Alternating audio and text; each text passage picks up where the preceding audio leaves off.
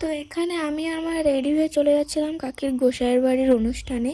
আর যেতে যেতে একটা লিচি ড্রিঙ্ক খেয়ে নিয়েছিলাম। তারপরে দেন আমি আর মা চলে আসি বনগাঁ স্টেশনে। আর এখান থেকে 1 প্লেট ঘুগনি খেয়ে নিয়েছিলাম। আর এই যে মার হাতে যে মুকুটগুলো দেখেছো, ওগুলো হচ্ছে কি মা নিজের হাতে বানিয়েছে। তোমরা তো জানোই আমাদের ফুলের ব্যবসা।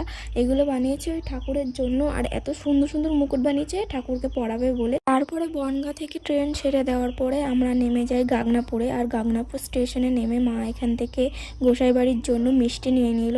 আর তারপরে হাঁটতে হাঁটতে চলে গেছিলাম মোড়ের মাথায়। এখানটায় দেখো সবাই ভিড় করে দাঁড়িয়ে রয়েছে, কারণ গোসাই হচ্ছে আমাদের জন্য লরির ব্যবস্থা করে দিয়েছিল দলের জন্য।